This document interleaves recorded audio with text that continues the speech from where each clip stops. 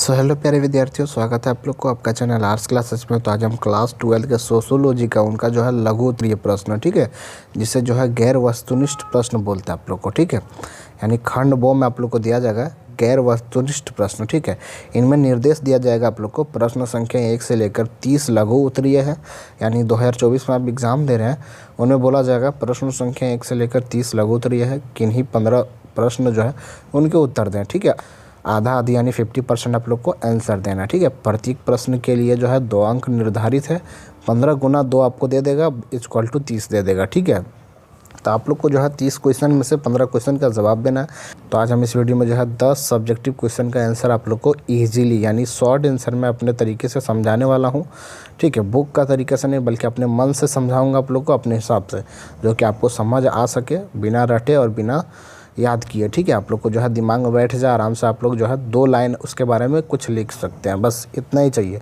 Subjective के मतलब हो कि आप लोग रट नहीं सकते उसको, ऑब्जेक्टिव तो रट भी लेंगे, बट सब्जेक्टिव को रटना बहुत आसान नहीं होता, ठीक है। बस समझना ज़रूरी होता है। आप उसके बारे में कुछ भी लिख देंगे, ज़रूरी नहीं है कि मैं जो बताया वही लिखना है। जो आपका दिमाग में आया, जो आपका दिमाग काम करे कि हमको ये लिखना है, जो अच्छा लगेगा, सूटेबल होगा, वही लिख देना, ठीक है। आपको 2 नंबर मिल जाएगा। ज़्यादा नहीं, 20 से 30 शब्दों में लिखना है या 15 से 20 शब्दों में, 1 से 2 लाइन, 2 से 3 लाइन, ठीक है। तो चलिए फर्स्ट क्वेश्चन है बच्चों। फर्स्ट क्वेश्चन है बिहार सरकार के 7 निश्चय क्या है, ठीक है। बिहार सरकार के जो है 7 निश्चय क्या है। और दूसरा क्वेश्चन देखेंगे बच्चों, लिंग की 2 विशेषताओं का उल्लेख करें। और तीसरा क्वेश्चन जो हमारा है ग्राम पंचायत के 2 उद्देश्यों का उल्लेख करें, ठीक है। तो चलिए फर्स्ट क्वेश्चन का आंसर जानेंगे बच्चों। फर्स्ट क्वेश्चन का आंसर क्या होगा, तो चलिए बच्चों फर्स्ट का आंसर हो जाएगा बच्चों। फर्स्ट का आंसर होगा बिहार सरकार के द्वारा राज्य के विभिन्न क्षेत्र जैसा आर्थिक, कृषि, स्वच्छता, रोजगार, नल जल, बिजली एवं महिला संबंधित अधिकार के विकास हेतु 7 निश्चय कार्यक्रम चलाया जा रहा है।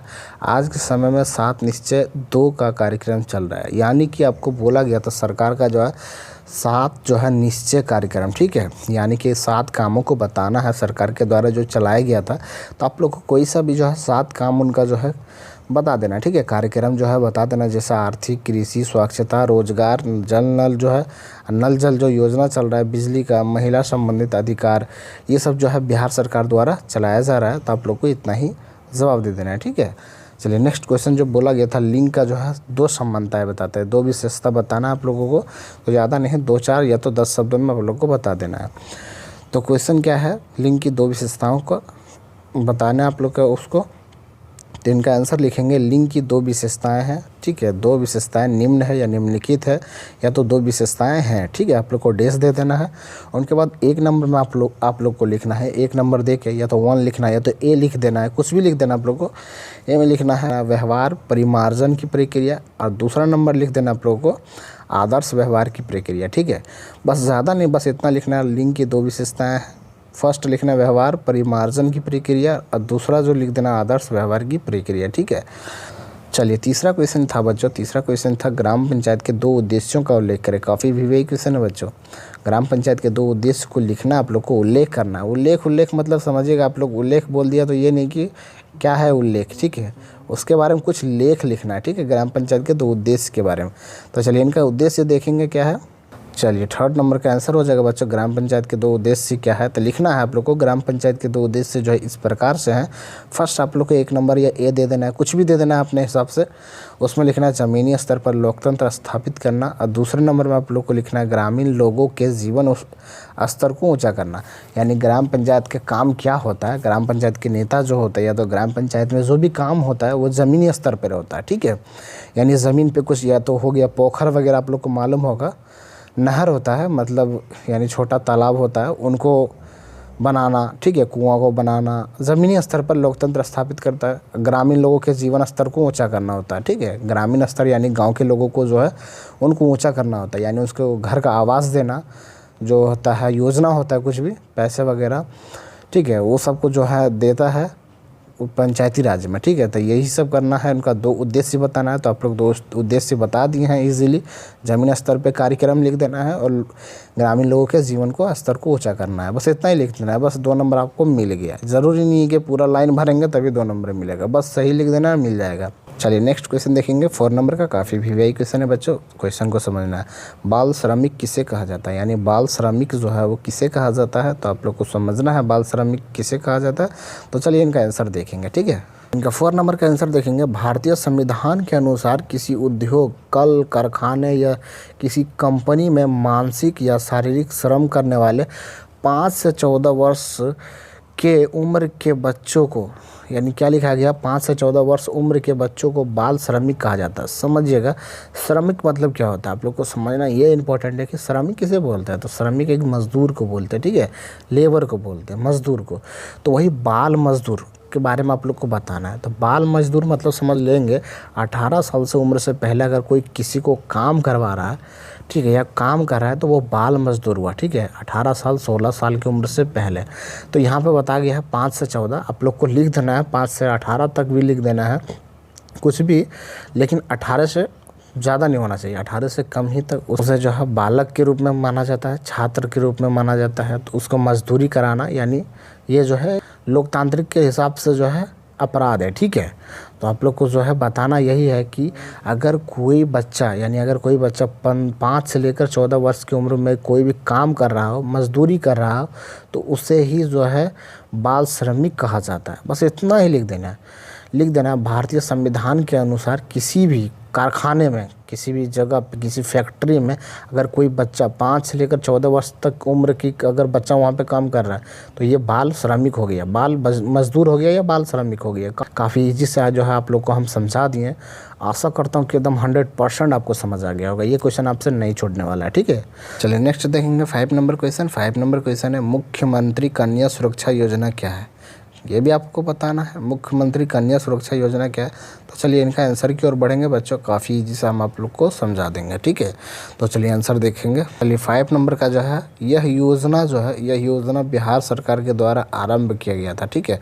यह योजना जो है बिहार सरकार के द्वारा लगाया गया था, बिहार कन्या, ठीक है, उनका योजना जो है बिहार सरकार द्वारा लगाया गया था। यह योजना जो है भ्रूण हत्या रोकने के लिए, ठीक है, भ्रूण हत्या रोकने के लिए, लिंग अनुपात में सुधार करने एवं जन्म पंजीकरण को प्रोत्साहित करने के उद्देश्य से आरंभ की गई थी। बेटी के जन्म होने पर परिवार को आर्थिक सहायता के रूप में 2000 रुपये प्रोत्साहन राशि दिया जाता था, ठीक है।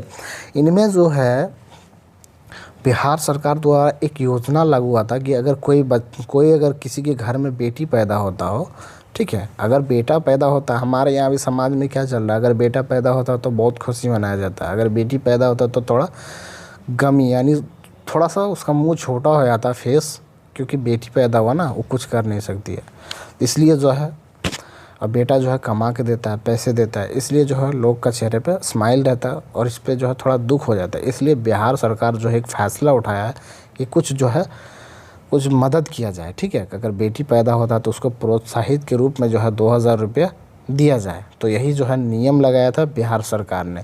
तो यही क्वेश्चन आप लोग को इजी तरीके से दे देना है कि यह योजना जो है बिहार सरकार द्वारा चलाया गया था, ठीक है, बिहार सरकार द्वारा चलाया गया था। यह योजना जो है भ्रूण हत्या रोकने के लिए, यानी अगर होता है ना प्रेगनेंसी के टाइम यानी अल्ट्रासाउंड कराता है पहले ही जाके, देखता है कि बेटा है कि बेटी है, अगर लड़की रहे तो उसे मार दिया जाता है, ठीक है, उसे भ्रूण हत्या बोलते हैं। तो वही भ्रूण हत्या रोकने के लिए बिहार सरकार जो है 2000 रुपया राशि दे रखा गया, ठीक है। तो आप लोग को ये आंसर लगा देना है, काफ़ी इजी तरीके से हम समझा दिए हैं। चलिए नेक्स्ट क्वेश्चन देखेंगे। नेक्स्ट क्वेश्चन जो है 6 नंबर का। 6 नंबर क्वेश्चन है, बेरोजगारी के 2 प्रकारों को लिखें। यानी बेरोजगारी जो होता है, बेरोजगारी आप लोग काफ़ी एकदम अच्छे से समझ रहे होंगे कि बेरोजगारी किसे बोलते हैं। जिसके पास कोई रोज़गार ना हो उसे ही बेरोज़गार बोलते हैं। उसका 2 प्रकार लिखें। चलिए 6 नंबर का काफ़ी आंसर जो है छोटा आंसर है, बेरोज़गारी के 2 प्रकारों को लिखें। तो लिखना है बेरोज़गारी के 2 प्रकार इस प्रकार है, ठीक है, या तो निम्न प्रकार है या तो इस प्रकार है। ये आप लोग को 2 ही प्रकार लिख देना है, मौसमी बेरोज़गारी और प्रच्छन्न बेरोज़गारी, ठीक है। इनका आंसर यही आप लोग को लिखना है 2 ही शब्द में। चलिए नेक्स्ट क्वेश्चन देखेंगे 7 नंबर का। 7 नंबर क्वेश्चन है, लौकिकीकरण से आप क्या समझते हैं। यानी लौकिकीकरण से आप क्या समझते हैं, इनके बारे में आप लोग को बताना है। तो चलिए इनके आंसर की ओर बढ़ेंगे। चलिए 7 नंबर का आंसर देखेंगे, लौकिकीकरण, ठीक है। इसे जो है दूसरे शब्दों में बोला जाता है धर्मनिरपेक्षीकरण, ठीक है, धर्मनिरपेक्षीकरण। काफ़ी ईजी और काफ़ी महत्वपूर्ण है, आप लोग को समझना जरूरी है। इसे धर्मनिरपेक्षता भी बोल सकते हैं, धर्मनिरपेक्षीकरण भी बोल सकते हैं और यह लौकिकीकरण भी बोल सकते हैं, ठीक है। 3 शब्द है इनका। हम जो आप लोग को अच्छे तरीके से समझा देंगे, ठीक है। थोड़ा लॉन्ग है लेकिन अच्छे तरीके से समझा देंगे। तो इनका आंसर है धर्मनिरपेक्षीकरण को उस सामाजिक प्रक्रिया के रूप में समझा जा सकता है जिसके द्वारा धार्मिक, प्रथागत या परंपरागत व्यवहारों में धीरे धीरे तार्किकता का समावेश हो जाता है। दूसरे शब्दों में, यानी दूसरे शब्दों में जानेंगे, ये पहला शब्द था, दूसरे शब्दों में जन जीवन के व्यवहारों का उद्देश्य धार्मिक ना होकर व्यवहारिक होता हो।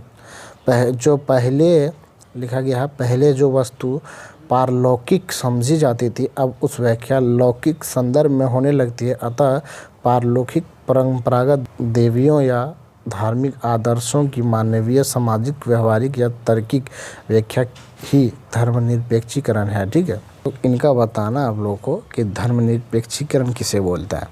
तो उनको बोला गया है, दूसरे शब्दों में आप लोग समझिएगा, दूसरे शब्दों में बोला गया जन जीवन व्यवहारों का उद्देश्य धार्मिक ना होकर, यानी आप रहते हैं ना तो धार्मिक ना होकर, धर्म को भूल कर एक दूसरे में मिल कर रहेंगे। यानी कोई भी धर्म, यानी आप हिंदू कास्ट के हैं तो धार्मिक ना होकर, एक बोलता है ना कट्टर हिंदू हूँ मैं, ठीक है, तो वो कट्टर हिंदू ना होकर मिलजुल कर अगर रहेंगे तो उसे ही जो है धर्मनिरपेक्षीकरण या लौकिकीकरण बोलते हैं।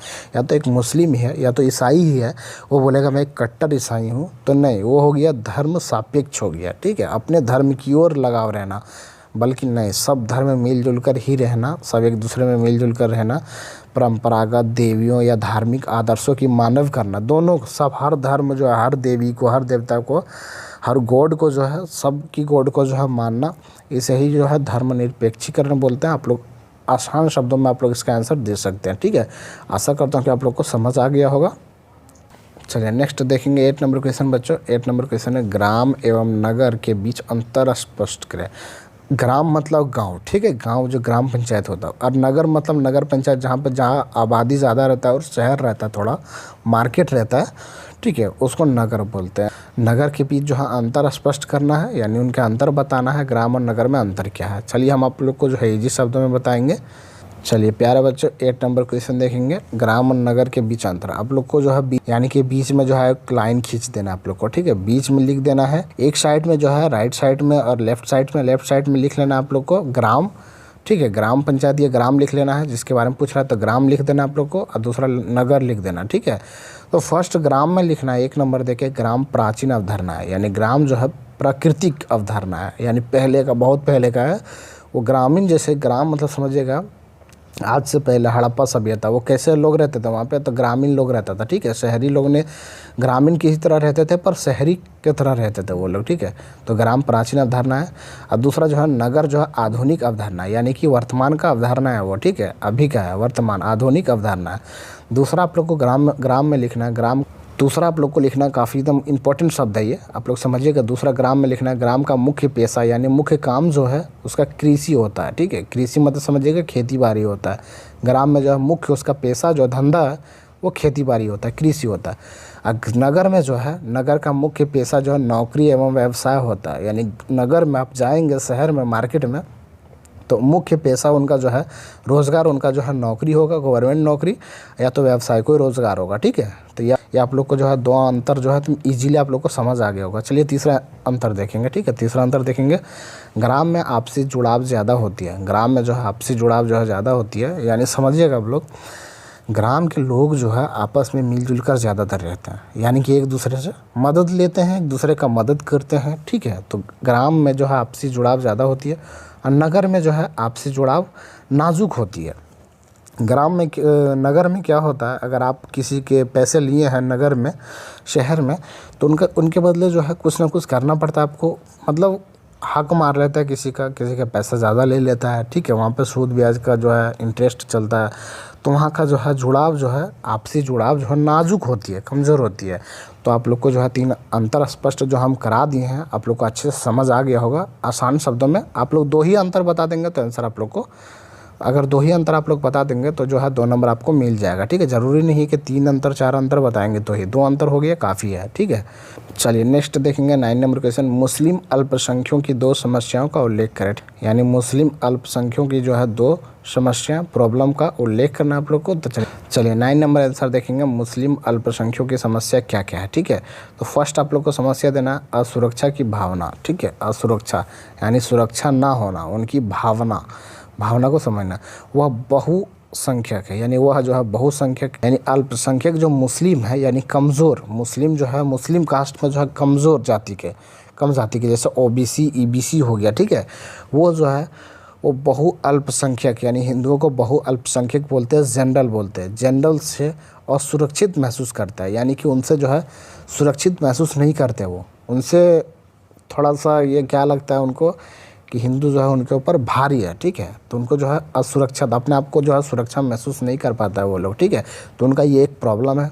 दूसरा प्रॉब्लम है निष्ठा के प्रति संदेह की समस्या, यानी निष्ठा के जो है प्रति संदेह की समस्या, यानी निष्ठा के प्रति संदेह की समस्या रहती है, क्योंकि आतंकवादी संगठनों का मुस्लिम होना, यानी वो लोग डरते हैं, यानी मुस्लिम लोग जो है अपने आप को संदेह, अपने आप को कोसता है, डरता है कि जो है आतंकवादी जो है मुस्लिम कास्ट का ही रहता है, इसलिए उनको लगता है कि वो आरोप लगा देगा मुस्लिम कास्ट पे, इसलिए वो डरता है। तो उनका प्रॉब्लम, सबसे बड़ा प्रॉब्लम यही है, क्योंकि हर मुस्लिम जो है आतंकवादी नहीं होता है, इसकी वजह से उनको जो है झूठ में आरोप लग जाता है, उनका नाम खराब होता है, कैरेक्टर खराब होता है हर मुस्लिम का, ये वो है इस बात का डर रखता है, उनका प्रॉब्लम यह है। ठीक है, तो दो प्रॉब्लम आप लोग को बता देना, काफ़ी इजी तरीके से हम समझा दिए हैं, असुरक्षा की भावना, निष्ठा के प्रति संदेह की समस्या। ठीक है, चलिए नेक्स्ट देखेंगे, लास्ट क्वेश्चन देखेंगे 10 नंबर का, आप लोग को अच्छे से समझा देंगे। चलिए 10 नंबर क्वेश्चन देखेंगे। 10 नंबर क्वेश्चन है, समूह विवाह की 2 विशेषताओं का उल्लेख करें, यानी समूह विवाह जो है उनका 2 विशेषताओं को उल्लेख करना है। तो चलिए इनका आंसर की ओर देखेंगे। ये 10 नंबर का जो है सामूहिक विवाह, जो है सामूहिक विवाह के बारे में 2 विशेषता बताना, उनका उल्लेख करना है। तो काफ़ी ईजी शब्द में हम आप लोग को बता देंगे। इस विवाह को 1 नंबर आप लोग को दे देना है, ए या ऑप्शन कुछ भी दे देना है, 1 नंबर दे देना है। इस विवाह में सरकार के द्वारा अनुदान मिलता है, यानी जब सामूहिक विवाह करते हैं तो आपको जो है सरकार के द्वारा कुछ पैसे मिलता है। ठीक है, अनुदान मिलता है कुछ योजना के द्वारा। और दूसरा लिखेंगे, इस विवाह में दहेज प्रथा समाप्त होने की संभावना रहती है, यानी इस विवाह करेंगे आप लोग, सामूहिक विवाह करेंगे तो इस विवाह में जो है दहेज प्रथा समाप्त होने की संभावना रहती है। यही 2 आप लोग को जो है रीज़न बता देना है, विशेषता बता देना है, आप लोग को जो है 2 नंबर मिल जाएगा। ठीक है, अगला क्वेश्चन देखिए, कोरोना वायरस के 2 लक्षण बताना है। अगला है 12 नंबर का, बिहार के 4 अनुसूचित जनजातियों का नाम बताना है। देख लीजिए यहाँ पे, बुखार एवं खांसी, सांस लेने की तकलीफ़, ठीक है, सब बताना है। तो जो हम अगले वीडियो में कवर कराएंगे आप लोग को जो है 10 से लेकर 20 क्वेश्चन तक, फिर 20 से लेकर 30 क्वेश्चन तक अगले वीडियो में कराएंगे। तो इसका जो है पार्ट 1 ये वीडियो है, अगला पार्ट 2 रहेगा, अगला 3 जो है पार्ट 3 रहेगा। हर वीडियो में जो है 10-10 जो है सब्जेक्टिव क्वेश्चन हम कवर कराते चलेंगे आप लोग को। तो जो है आपका जो है सब्जेक्टिव क्वेश्चन जो है क्लियर हो जाएगा। आप लोग बहुत कमेंट करके बोल रहे थे कि सर जो है सब्जेक्टिव क्वेश्चन लाइए, सब्जेक्टिव क्वेश्चन का आंसर लाइए और काफ़ी ईजी तरीके से अपने शब्दों में समझाइए। तो मैं आज जो है अपने शब्दों में समझाया हूँ। ठीक है, बुक में जो लिखा था उसके हिसाब से नहीं, बल्कि जो है मैं अपने शब्दों में समझाया हूँ। आशा करता हूँ कि आप लोगों को समझ आ गया होगा। और अगला क्वेश्चन जो अगले वीडियो में लेकर आएंगे, अगला वीडियो देखने के लिए आप लोग को जो है आर्ट्स क्लासेस चैनल को सब्सक्राइब कर ले, ताकि जो है हर वीडियो आपके पास पहुंचता रहे। ठीक है, अगला वीडियो जो है 11 नंबर के लेकर आएंगे, कोरोना वायरस के 2 लक्षणों को लिखे। और नेक्स्ट देखिए बहुत सारा क्वेश्चन है। ठीक है, महार के 2 जो है महत्व को लिखे। और अगला है कॉल सेंटर क्या है, यही सब आप लोग को बताना है। हिंदू धर्म की 2 विशेषताओं को वर्णन करें। तो आप लोग अगर चैनल को सब्सक्राइब करेंगे ताकि हर वीडियो जो आपके पास पहुंच जाएगा। तो अगला वीडियो देखने के लिए आप लोग ज़रूर चैनल को सब्सक्राइब कर ले। ठीक है, वीडियो को लाइक कर ले। मिलते हैं अगले वीडियो में, तब तक के लिए जय हिंद, जय भारत।